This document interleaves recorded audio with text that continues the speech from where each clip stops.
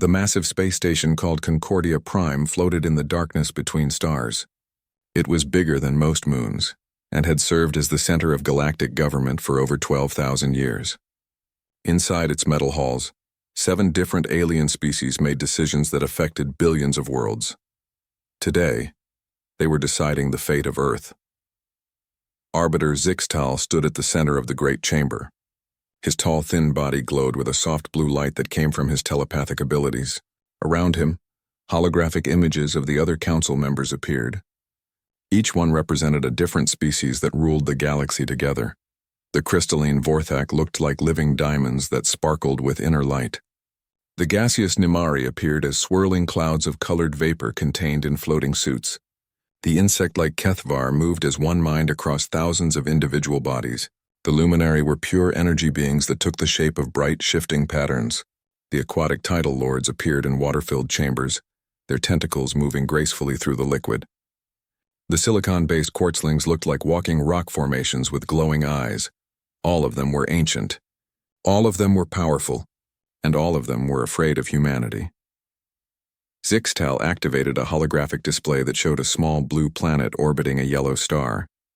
"Council members," he said, his voice carrying to every corner of the chamber, "we must address the human problem." The display changed to show images of Earth's history: wars, explosions, weapons of mass destruction, cities burning, armies clashing, nuclear mushroom clouds rising into the sky. In their short history, humans have fought over 14,000 wars, Zixtal continued. They have created weapons capable of destroying their own planet. They show dangerous levels of aggression and unpredictability. Admiral Shardhelm of the Vorthak spoke, his crystal body ringing like a bell. Their technology is primitive. They cannot even travel faster than light. That is exactly why they are dangerous, Zixtal replied. 3 years ago, their probe accidentally damaged one of our monitoring stations. Since then, we have studied them carefully. What we found disturbs us. The hologram showed human soldiers throwing themselves on grenades to save their comrades, firefighters running into burning buildings, parents sacrificing everything for their children. They display what we can only call illogical self-sacrifice, Zixtal said. They will die for ideas, for other humans, for principles that have no logical basis. This makes them unpredictable and therefore dangerous. Queen Tidalwrath of the Tidal Lords moved her tentacles in agreement. A species that cannot be controlled through fear is a species that threatens order. The Kethvar hive spoke with thousands of voices at once. The collective agrees. Humanity shows signs of rapid technological advancement. If left unchecked, they could become a serious threat within decades. Zixtal nodded. Our scientists have run probability calculations. In every scenario where humanity is allowed to develop freely, they eventually challenge galactic order. Some projections show them destroying multiple civilizations, the luminary energy being pulsed with concern. What do you propose, Arbiter? Guided evolution, Zixtal announced. We will limit their technology, control their population growth, and remove their space travel capabilities. It is for their own good and the good of the galaxy. The vote was quick and unanimous. Humanity was classified as a Class 7 extinction risk. The Council would offer them a choice: submit to guided evolution or face corrective measures. A day later, Ambassador Sarah Chen stood in the same chamber. She was the first and only human to ever address the Galactic Council. Her small figure looked tiny compared to the massive alien forms around her, but her voice was steady and strong. Ambassador Chen, Zixtal said, trying to sound kind, your species has been studied carefully. We have decided to help you evolve in a safer direction. Sarah listened as the Arbiter explained guided evolution. Humanity would give up all weapons beyond simple tools. They would accept population limits decided by the Council. All spacecraft would be destroyed. Earth would be monitored constantly to ensure compliance. In return, Zixtal said, your species will be protected. You will have peace. You will never know war again. And if we refuse? Sarah asked. The chamber fell silent. No species had ever refused the Council's guidance before. Corrective measures would be necessary, Zixtal said carefully. For the safety of the galaxy, dangerous species cannot be allowed to threaten peaceful civilizations. Sarah was quiet for a long moment. She looked around at the alien faces watching her, waiting for her answer. These beings had ruled the galaxy since before humans learned to farm. Their technology was thousands of years ahead of Earth's. Their combined fleets could turn planets to dust. But Sarah remembered her instructions from Earth.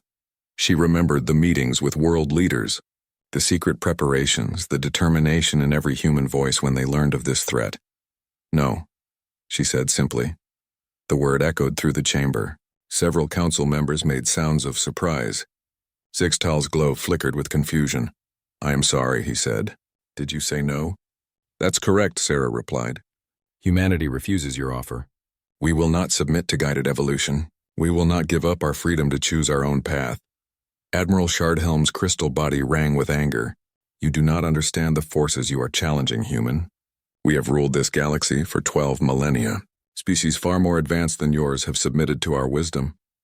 "Maybe that's why they were more advanced," Sarah said. "Maybe submission made them weak." The Keithvar hive buzzed with outrage. "Your species is primitive. You cannot comprehend the benefits of our guidance." "I understand perfectly," Sarah said. "You want to make us safe by making us prisoners. You want to give us peace by taking away our ability to choose war.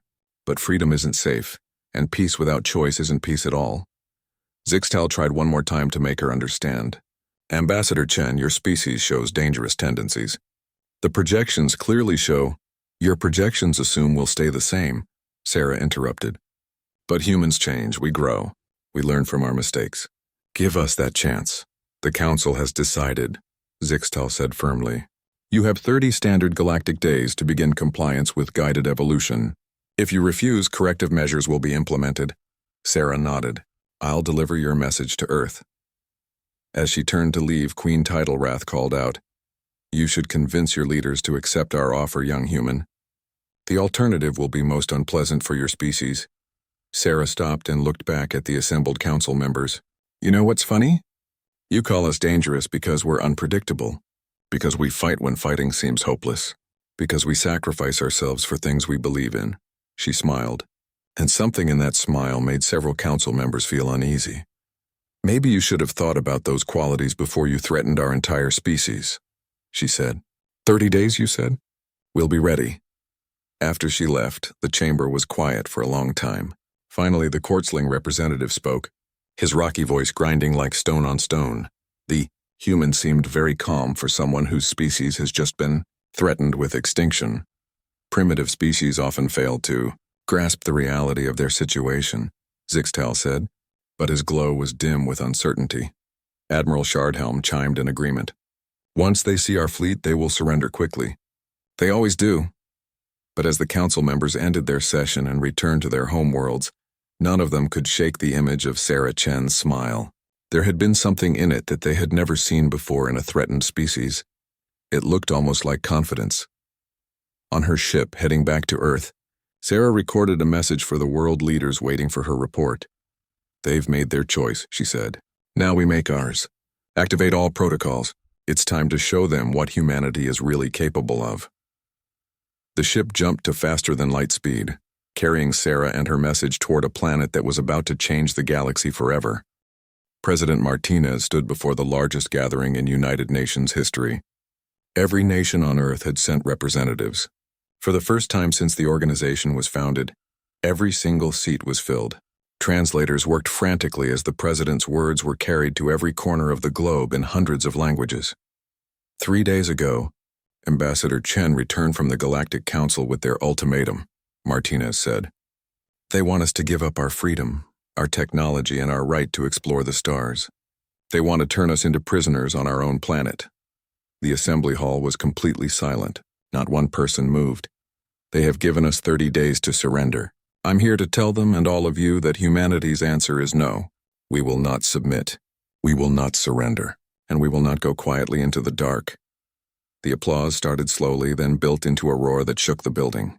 Every nation, every culture, every political system on Earth was united for the first time in human history. They had a common enemy, and they would face it together. Dr. Elena Vasquez watched the speech from her secret laboratory 3 miles beneath the mountains of Colorado. Around her, the world's greatest scientists and engineers worked on projects that officially did not exist. They had been preparing for this day since the moment Earth made first contact with alien technology.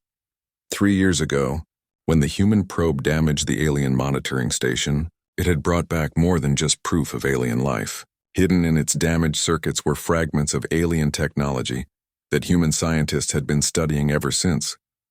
"How long until the modifications are complete?" Elena asked her chief engineer. 12 days for the first batch, he replied. 25 days for everything else, Elena nodded. It would be close, but they would be ready. In the depths of Cheyenne Mountain, General Harrison coordinated the largest military operation in human history. On his screens, he could see activity at secret bases around the solar system. Mars colonies that the public thought were simple research stations were revealing their true purpose. Asteroid mining operations were showing their real capabilities. Deep space monitoring posts were activating weapon systems that had been disguised as communication arrays. "Status report," Harrison ordered. "All deep space assets are in position," his aide replied. "The lunar bases are ready. The Mars installations are at full capacity. Even the Jupiter research station is armed and operational." "Good," Harrison said. "What about the special projects?" "Project Prometheus is 90% complete. Project Ragnarok is on schedule. And Dr. Vasquez says the quantum resonance weapons will be ready in time." Harrison smiled grimly. The aliens thought they were dealing with a primitive species that barely knew how to leave their own planet. They were about to learn how wrong they were. Across Earth, humanity prepared for war. Factories that had been making cars and computers switched to producing weapons and armor. Scientists who had been working on peaceful projects joined military research teams. Even children contributed, collecting scrap metal and electronic components for the war effort. But the most important work was happening in secret. Elena's team had discovered something amazing about alien technology. It was incredibly advanced, but it had a weakness. The aliens had become so used to fighting predictable enemies that their systems couldn't handle true chaos. Human technology was messy, random, and often unpredictable. Where alien systems used perfect mathematical harmony, human systems embraced controlled chaos. This difference was about to become humanity's greatest weapon. In orbit around Earth, the first alien scout ships arrived. They expected to see a panicking planet, governments in chaos, military forces scattered and confused. Instead, they found something that confused their sensors. Earth looked completely normal. Ships moved in regular patterns. Communications continued as usual. There were no signs of military buildup or panic. It was as if the humans had simply ignored the Council's ultimatum. The scout ship captain reported back to the main fleet. No signs of resistance preparations. The humans appeared to be in denial about their situation. Admiral Shardhelm received the report on his flagship, a massive crystal vessel that sparkled with deadly beauty. Around him, 200 Council ships prepared for what they expected to be a simple pacification mission. "Excellent," he said. "Primitive species often react this way when faced with superior force. They freeze, unable to accept their fate." What the Admiral didn't know was that every one of his scout ships was being watched. Hidden sensors throughout the solar system tracked their movements. Human intelligence analysts studied their technology, their tactics, their communication patterns. On Mars, Admiral Rebecca Torres reviewed the data streaming in from the monitoring stations. She was humanity's most experienced space commander, having led the secret colonization missions that the public knew nothing about. "They're moving exactly as predicted," she told her staff. "Their formation is standard pacification pattern 7. They expect no real resistance. Are we ready?" her aide asked. Torres looked at the tactical display showing human assets throughout the solar system. Disguised weapons platforms, hidden missile launchers, modified cargo ships full of surprises. And at the center of it all, Earth itself looking helpless and unprepared. "We're as ready as we'll ever be," she said. "Send the signal to all units. Operation Prometheus is authorized." Back on Earth, Elena made her final checks on the quantum resonance weapons. These devices used alien technology in ways the aliens had never imagined. Instead of creating harmony, they created discord. Instead of stable energy patterns, they generated chaotic interference. "Will it work?" her assistant asked. "In theory, yes," Elena replied. "We've tested it on captured alien equipment. Their systems simply can't handle the random fluctuations, but we've never tried it on this scale." "And if it doesn't work?" Elena was quiet for a moment. "Then we'll find another way. Humans always find another way." As the deadline approached, the main Council fleet took position around Earth. 200 ships, Each one capable of destroying cities formed a perfect sphere around the planet. Their weapons could level continents. Their shields could stop any known attack. Admiral Shardhelm opened communications to the planet below. People of Earth. His voice echoed across every communication channel on the planet. Your time has expired. You will now submit to guided evolution, or face the consequences of your defiance. From the White House, President Martinez responded. Every human on Earth and throughout the solar system heard his words. Admiral Shardhelm and the Galactic Council. This is President Martinez of Earth. I speak for all of humanity when I say this. We do not submit. We do not surrender. And we do not fear you. There was a pause. Then the alien admiral's voice returned, cold and final. Very well. Begin pacification procedures. The alien ships powered up their weapons, energy fields designed to shut down human technology spread out from their vessels. Pacification beams that would render the human population docile and manageable, prepared to fire. On every ship, alien captains waited for the order to begin humanity's forced evolution into a safer, more controllable species. But in the hidden command centers scattered throughout the solar system, human commanders waited for something else entirely. All units, Admiral Torres spoke into her communicator. This is the moment we've prepared for. They think we're helpless. They think we're primitive. They think we'll surrender without a fight. She looked at the tactical display showing the alien fleet in perfect formation around Earth. Confident and unsuspecting. Show them what humans do when someone threatens our home. All units execute Protocol Prometheus. Let's light up the sky. Across the solar system, weapons that had been disguised as peaceful installations revealed their true nature. Ships that had appeared to retreat suddenly dropped their false signals. Hidden bases throughout the asteroid belt powered up railguns that had been waiting for this moment.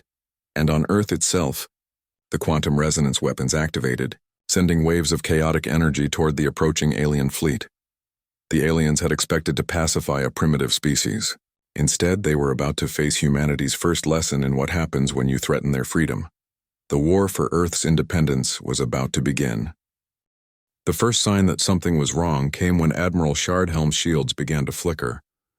His crystal ship's perfect harmony systems, which had protected his vessel for over 1,000 years, suddenly started producing random frequencies that made his crew's crystalline bodies ring with discomfort. What is happening? He demanded from his bridge. Unknown energy interference, his tactical officer reported. The humans appear to be broadcasting some kind of random signal that's disrupting our harmonic systems. Impossible, Shardhelm said. Their technology is centuries behind ours. That's when the asteroid belt exploded into light. What the alien fleet had thought were simple mining installations revealed their true purpose. Massive railguns hidden among the asteroids for 3 years fired tungsten rods at incredible speed toward the Council ships. The projectiles moved so fast they were almost impossible to track. Admiral Torres watched from her command ship, hidden behind Jupiter's largest moon. First volley away, she reported to Earth. Estimated time to target 14 seconds. On Earth, Elena Vasquez monitored her quantum resonance weapons as they pumped chaotic energy toward the alien fleet. The signals looked random, but they were carefully designed to interfere with alien technology in the most disruptive way possible. Their shields are fluctuating, she reported to General Harrison. The chaos generators are working exactly as predicted. The tungsten rods hit the alien fleet like bullets fired from the gods themselves. 3 ships exploded immediately, their harmonic shields unable to compensate for the random energy interference. 5 more suffered critical damage as the projectiles punched through their disrupted defenses. Admiral Shardhelm watched in shock as his perfect formation dissolved into chaos. Return fire, he ordered. Target the source of those projectiles. But when his ships tried to lock onto the human weapons, they found nothing but empty space. The railguns had been mounted on small asteroids that could move and hide among the millions of rocks in the belt. As soon as they fired, they disappeared again. Sir, his communications officer called out. We're receiving surrender signals from multiple human vessels throughout the system. Shardhelm looked at his tactical display. Dozens of human ships were broadcasting surrender codes and requesting permission to dock with Council vessels. Finally, some sanity from these primitive beings. Grant permission, he ordered. Perhaps seeing their fleet surrender will convince the planet to submit. What Admiral Shardhelm didn't know was that every one of those surrendering ships was packed with modified nuclear warheads. Human engineers had used alien quantum resonance technology to amplify the explosive power of their weapons far beyond anything Earth had ever created. Captain Maria Santos piloted one of those ships toward a massive council cruiser. In her cargo hold, a bomb waited that could crack a moon in half. Her hands were steady on the controls as she approached the alien vessel's docking bay. "This is Captain Santos to Admiral Torres," she said into her radio. "Package delivery in progress. It's been an honor serving with you all." "The honor was ours, Captain," Torres replied. "Give them hell." Santos smiled as her ship entered the alien docking bay. "See you on the other side," she whispered and pressed the detonation button.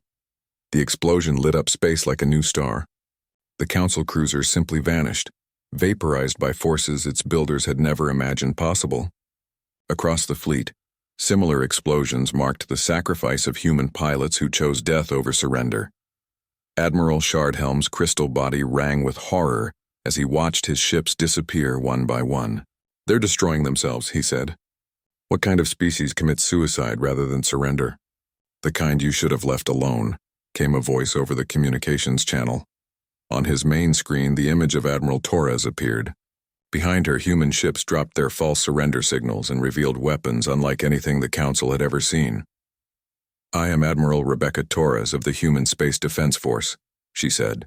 "You came to our system to make us submit. Instead, you're going to learn what happens when you threaten our home." The human ships attacked with a fury that defied every tactical manual the Council had ever written. They didn't fight in formations. They didn't follow predictable patterns. Each ship fought as if its captain had gone insane, taking impossible risks and making suicidal attacks that somehow succeeded. Lieutenant Commander Sarah Kim flew her modified fighter straight through the energy field of a luminary ship, her craft's random quantum fluctuations allowing her to pass through the energy being's defenses. She fired a single missile into the alien's core, causing a cascade failure that left the creature screaming across subspace frequencies. Commander James Rodriguez led a squadron of bombers against a Kethvar hive ship. The insect aliens tried to coordinate their defense through their shared mind, but human hackers had infected their network with logic bombs disguised as sensor data. As the Kethvar collective tried to process the impossible information, their hive mind crashed, leaving their ship defenseless. Throughout the solar system, the pattern repeated. Human forces that had seemed scattered and weak revealed themselves to be perfectly coordinated despite appearing completely chaotic. They struck at council ships with weapons that shouldn't have worked, tactics that defied logic, and a willingness to sacrifice everything that made them impossible to predict. Dr. Vasquez monitored the battle from her underground laboratory. "How are our quantum weapons performing?" General Harrison asked. "Better than expected," she replied, watching her screens show the alien fleet's growing confusion. "Their technology relies on harmony and predictable patterns. Our chaos generators are like throwing sand in perfectly tuned machinery." On the flagship of the Tidal Lords, Queen Tidal Wrath watched her aquatic warriors struggle to coordinate their attacks. The humans' random energy broadcasts were interfering with the water-based neural networks her species used for communication. "How can they fight so effectively without central coordination?" she asked her tactical coordinator. "They appear to be using something called individual initiative," the coordinator replied. "Each ship operates independently while somehow maintaining overall strategic coherence." "That's impossible," the Queen said. "Effective military action requires unified command and predictable behavior." "Apparently not for humans," her coordinator said, as another Tidal Lord ship fell to a human attack that had come from a direction their sensors said was empty. The battle raged for hours. The Council fleet, which had expected to pacify a primitive planet in a matter of minutes, found itself fighting for survival against an enemy that refused to behave according to any known military doctrine. Admiral Shardhelm realized his fleet was losing. Ships that had survived for millennia were being destroyed by opponents who shouldn't have been able to scratch their shields. Worse, reports were coming in from across Council space of similar human attacks on supply stations, research facilities, and frontier colonies. "Sir," his communications officer reported, "we're receiving a priority transmission from Concordia Prime." The image of Arbiter Zixtal appeared on the main screen.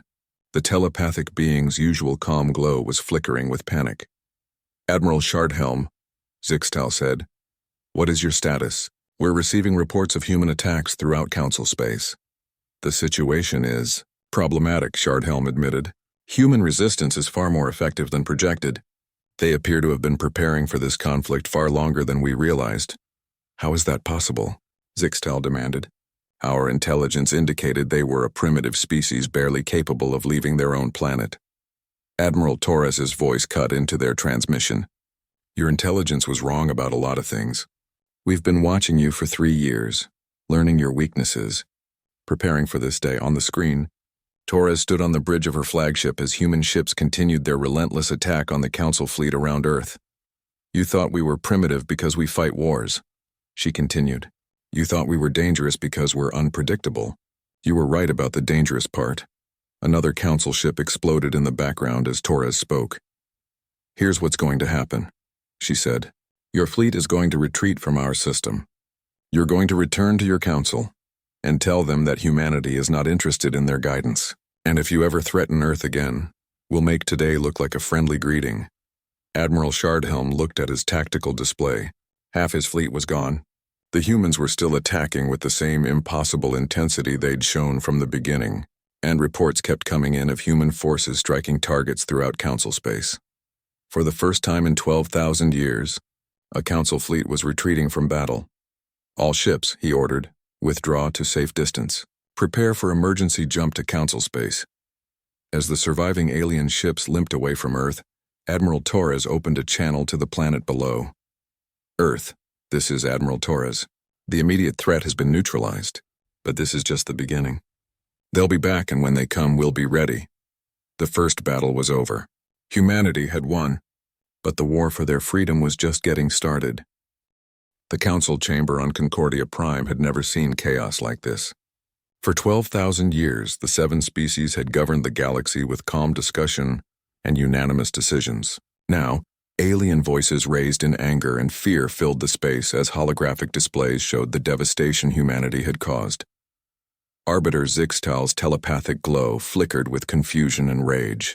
Explain to me again how a primitive species destroyed half of Admiral Shardhelm's fleet, he demanded.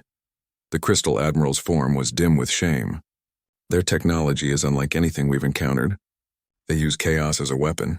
Their tactics have no pattern we can predict. Queen Tidal Wrath of the Tidal Lord slammed a tentacle against her water chamber. This is unacceptable. One species cannot be allowed to threaten galactic order. The Kethvar hive buzzed with thousands of angry voices. The collective demands immediate action. Deploy the planet killers. Sterilize their entire system. For the first time in Council history, they were seriously discussing genocide. The Quartzling representative ground his rocky voice in agreement. Some threats must be eliminated completely. The humans have proven they cannot be controlled. But the Luminari energy being pulsed with uncertainty. Wait, if we destroy them, what message does that send to other species? That the Council kills those who resist? Maybe that's exactly the message we need to send. The Nimari gaseous form swirled angrily. Fear kept the galaxy peaceful for millennia. As the Council argued, President Martinez stood before the United Nations once again. But this time his message was very different. My fellow humans, he said, we have won our first battle for freedom, but the war is far from over. Intelligence reports indicate the Council is preparing for a second attack, this one designed to wipe us out completely. The assembly hall was silent, but not with fear. There was determination in every face, resolve in every posture. That's why I'm announcing Phase 2 of our defense plan, Martinez continued. We're taking the fight to them. Dr. Elena Vasquez revealed the next stage of humanity's preparations. Project Ragnarok was ready. Self-replicating quantum mines that could destabilize entire star systems. The weapons were small, almost invisible, but each one could trigger a chain reaction that would turn a star into a supernova. We've mapped every major Council world, she explained to the world leaders. Every trade route, every strategic installation, every important system. If they want to destroy us, we'll make sure they go down with us. But humanity's plans went far beyond mutual destruction. Admiral Torres led the newly revealed human deep space fleet out of the solar system. These weren't the desperate defenders who had fought at Earth. These were purpose-built warships, designed using 3 years of alien technology research and human innovation. The ships were smaller than Council vessels, but they were fast, unpredictable, and deadly. More importantly, they carried crews who had been training for exactly this kind of Warfare Captain James Rodriguez commanded the strike ship Prometheus. His target was a Council supply depot, 3 systems away from Earth. Intelligence. Reports said it was lightly defended, considered too unimportant for serious security. They were wrong. As Rodriguez's ship dropped out of faster-than-light travel, his sensors immediately picked up the depot's automated defenses, energy shields, plasma cannons, and a small garrison of Council security ships. "Looks like they're taking us more seriously now," his tactical officer observed. "Good," Rodriguez smiled. "I was worried this might be too easy." The human attack was unlike anything the depot's defenders had prepared for. Instead of a direct assault, Rodriguez split his small fleet into individual ships that attacked from multiple directions simultaneously. The Council's defensive algorithms couldn't track targets that refused to follow logical attack patterns. Human pilot Lisa Chen dove her fighter through the depot's shield matrix, using quantum fluctuation generators to slip through gaps that existed for only microseconds. She planted charges on the station's main power core before anyone realized she was there. Meanwhile, Commander Sarah Kim's bomber squadron attacked the garrison ships with weapons that seemed to violate physics, missiles that changed direction randomly, energy beams that bent around obstacles, and torpedoes that existed in multiple dimensions at once. The depot exploded in less than 20 minutes. Across Council space, similar attacks began happening everywhere. Human strike teams appeared at research stations, manufacturing centers, and communication hubs. They struck without warning, destroyed their targets with impossible efficiency, and vanished before reinforcements could arrive. The psychological effect was devastating. Council species that had known only peace for thousands of years suddenly found themselves living in fear. Nowhere was safe from human retaliation. On the crystal world of Vorthak Prime, Admiral Shardhelm met with his planet's high command. The crystalline being's harmonic songs had turned discordant with worry. "How many facilities have been attacked?" the high command asked. 47 in the last week, Shardhelm replied. The humans seemed to know the location of every important installation in Council space. "Impossible. Our security networks are impenetrable." "Apparently not to humans," Shardhelm said grimly. "They've been preparing for this war longer than we thought." What the Council didn't know was that human infiltrators had been living among them for months. Using advanced disguise technology and careful study of alien behavior, human agents had penetrated Council society at every level. Dr. Sarah Okafor had spent 6 months disguised as a research assistant on a Zephyrian science station. She looked like one of the tall, blue-glowing telepaths, but her mind was shielded by technology that made her thoughts unreadable. She had copied every research file, every communication log, every strategic plan the station contained.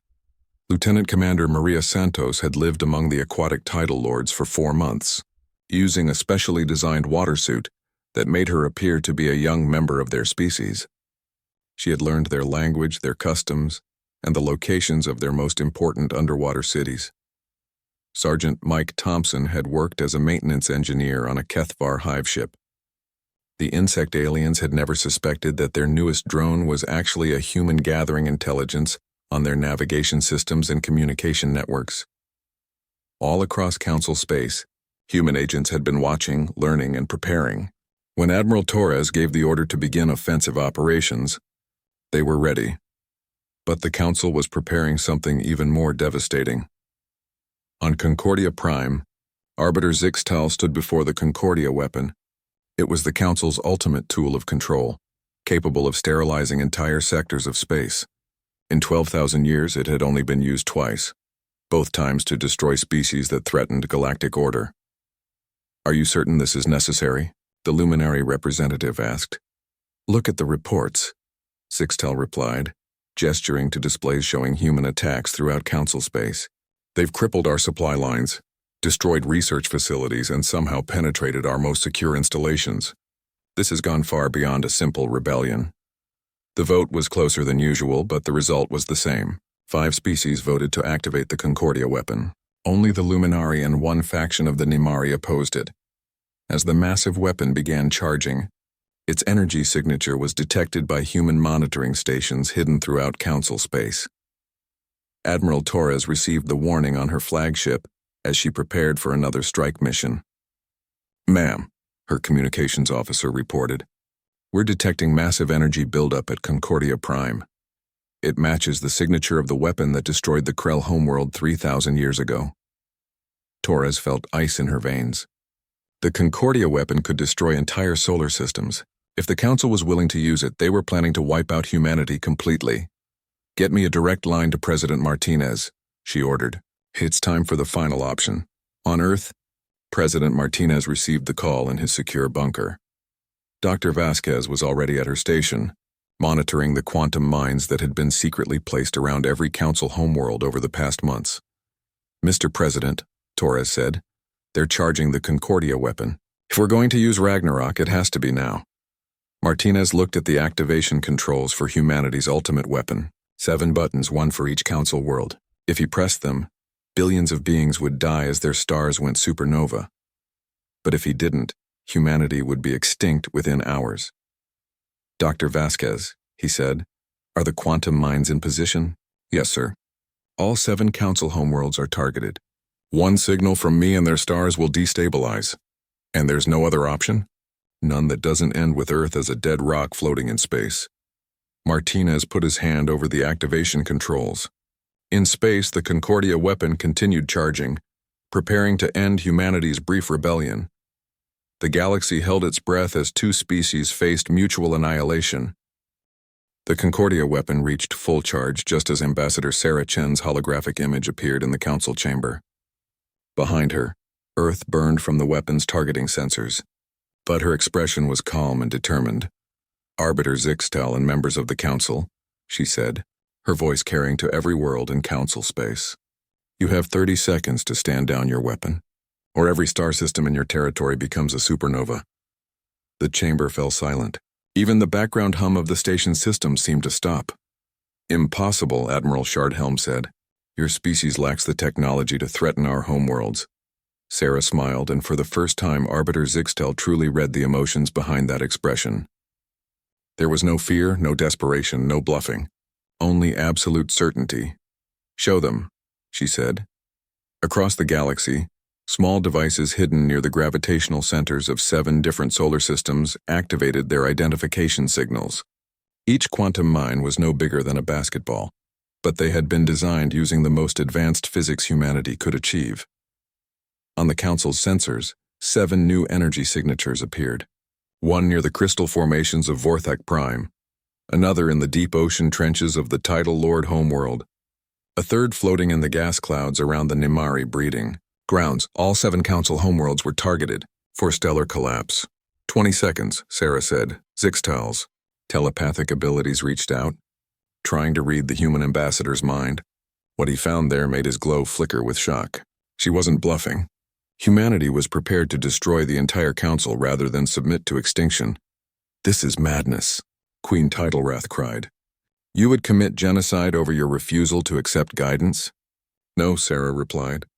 "You would commit genocide because we refuse to become your prisoners. We're just making sure you come with us." 15 seconds. The Kethvar hive buzzed frantically as thousands of minds tried to process the situation. The collective demands negotiation. "There must be alternatives." 10 seconds, Sarah said. "The same amount of time you gave us to consider our enslavement." Zixtal looked at the Concordia weapon's firing controls. One command would wipe out the human homeworld and end this threat forever, but it would also trigger humanity's retaliation, destroying billions of Council citizens. 5 seconds. "Stop," Zixtal commanded. "Stand down the Concordia weapon." The massive weapon powered down just as Sarah's countdown reached 0. The quantum mines around the Council worlds remained active but dormant, their signals a constant reminder that the balance of power had permanently shifted. Sarah's expression softened slightly. "Thank you for making the right choice. What do you want?" Zixtal asked, his voice filled with defeat. "The same thing we've always wanted," Sarah replied. "The right to exist as equals, not as subjects. The right to choose our own path, not to follow yours. The right to be free." What happened next shocked the Council more than anything else in their 12,000-year history.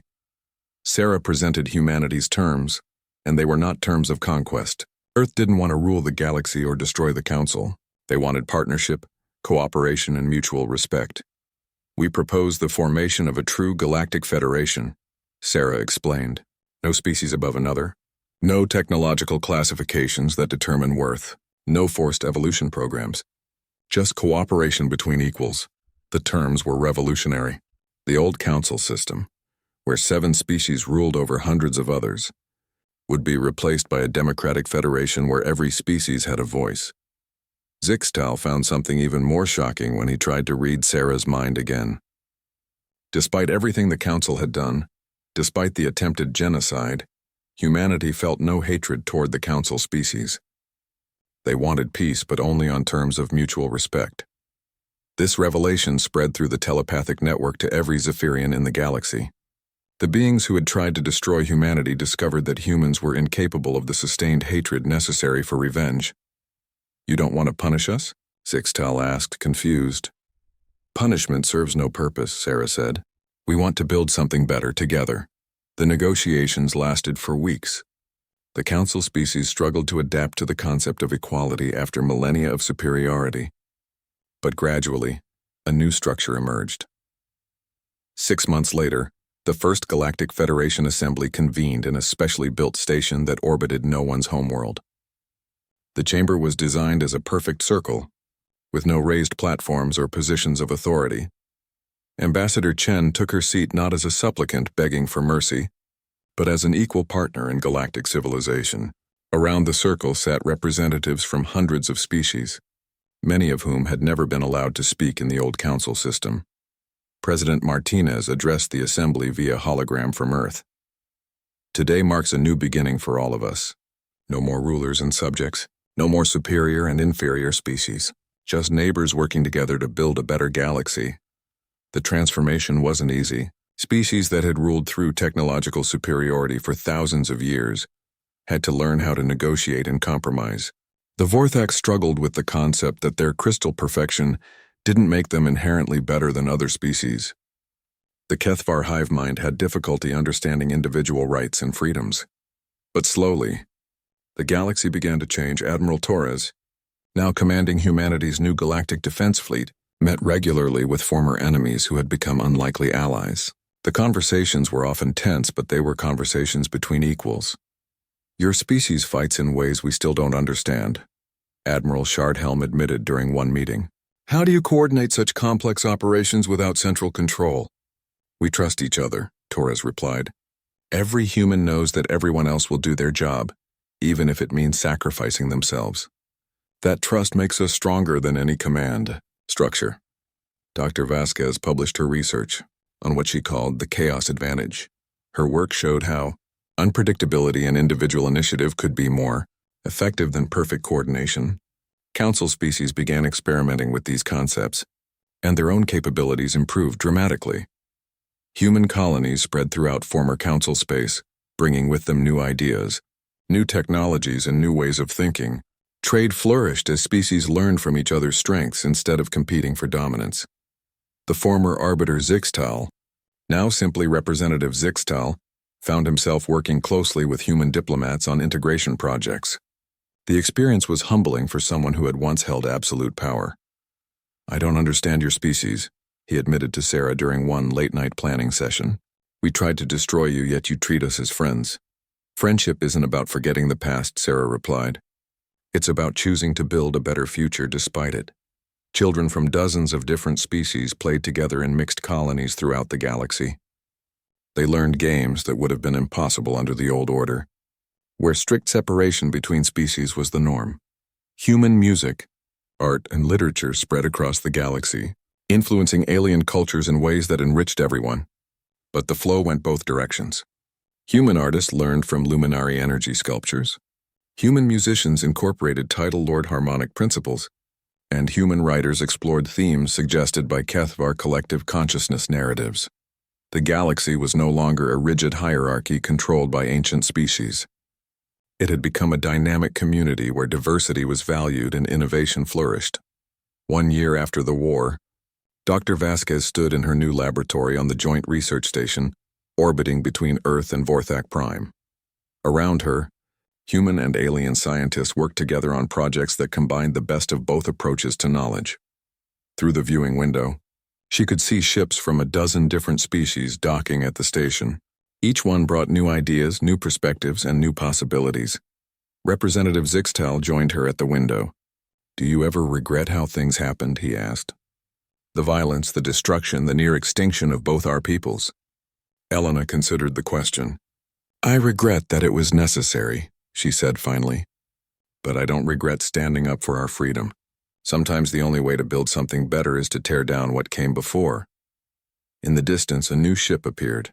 It bore the symbol of the Galactic Federation, a circle of stars representing all the member species, with no one star larger or brighter than the others. The galaxy had found its voice, and it spoke in the language of freedom, equality, and hope. Humanity hadn't just retaliated against oppression. They had transformed what it meant to be civilized in a universe where all sentient beings could determine their own destiny. The council that had once ruled through fear and superiority was truly speechless. In its place stood something better, a galaxy united not by force but by choice.